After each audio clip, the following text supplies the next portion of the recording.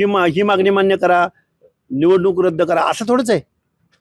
असं नाही राहणार. ते कार्यकर्त्यांच्या मागण्या असू शकतात. उद्या एखादा उठेल आणि म्हणेल आमचा हा प्रश्न सोडवा आणि निवडणूकच घेऊ नका. हे लोकशाहीला बाधक आहे. त्यामुळे बारामती विधानसभेची पोटनिवडणूक ही झाली पाहिजे. हे बघा, ते कार्यकर्त्यांच्या भावना असतात. निवडणूक लक्ष्मण हाके हा एक आंदोलक आहे, संविधानाचा किंवा घटना मानणारा कार्यकर्ता आहे. निवडणूक बिनविरोध होऊ नये असं मानणारा मी कार्यकर्ता आहे. आमच्या अनेक मागण्या आहेत. मग मागण्या मान्य करून निवडणूक बाय करायची हा कुठला पायंडा आहे? निवडणूक ही निवडणूक असते. निवडणुकीमध्ये लोकांना आपलं मतदान करण्याची एक संधी असते.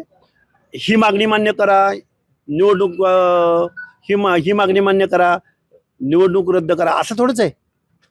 असं नाही राहणार. ते कार्यकर्त्यांच्या मागण्या असू शकतात. उद्या एखादा उठेल आणि म्हणेल आमचा हा प्रश्न सोडवा आणि निवडणूकच घेऊ नका.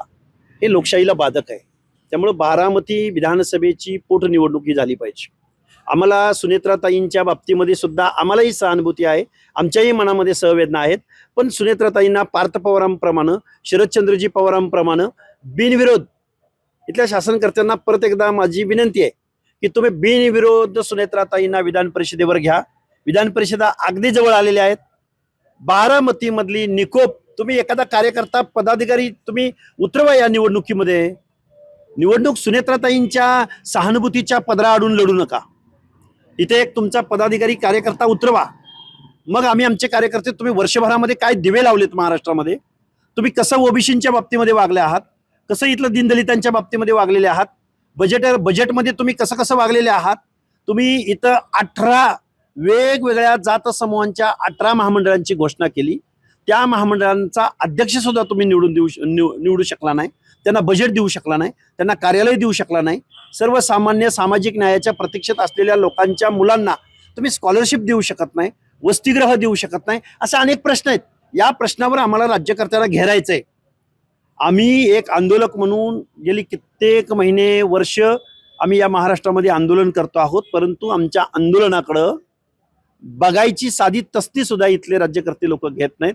म्हणून आम्ही बारामती निवडणूक हे आमचे प्रश्न अजेंड्यावर येण्यासाठी, आमचे प्रश्न एक व्यापक डायसवरती मांडण्यासाठी आम्ही या निवडणुकीला सामोरं जात आहोत. काँग्रेसने देखील आता बारामती विधानसभा निवडणूक लढवण्याचा निर्णय घेतलाय. खरं तर सुप्रिया सुळेंनी जे वक्तव्य केलं होतं त्या वक्तव्याशी आम्ही सहमत नसल्याचा दावा विजय वडेट्टीवार यांनी केलाय आणि काँग्रेस देखील या निवडणुकीत भाग घेणार असल्याचं त्यांनी सांगितले. कसं बघताय? मी निवडणूक लढणाऱ्या पक्षांचं स्वागत करेन. उशिरा का होईना सुचलेलं त्यांना शहाणपण आहे. तुम्हाला देशात आणि राज्यात सत्ताधाऱ्यांनी जो उच्छाद मांडलाय असं तुमचं म्हणणं आहे. मग हे उच्छाद मांडलाय तर तुम्ही कधी उतरणार आहात रस्त्यावरती? कधी निवडणुकांना सामोरं जाणार आहात? इथल्या गव्हर्नमेंटच्या धोरणांना कडाडून विरोध कधी करणार आहात? मी त्यांचं स्वागत करेन, पण नुसती घोषणा करून चालणार नाही. तर तुम्हाला प्रत्यक्षात निवडणुकीत उतरावं लागेल आणि शासनाची जे काही धोरणं आहेत जनतेच्या विरोधामधली, त्या धोरणांच्या विरोधामध्ये काम करावं लागेल. नुसती घोषणा करून नाही चालणार. महाराष्ट्रातील सर्व बातम्यांचे विश्वासार्ह व्यासपीठ,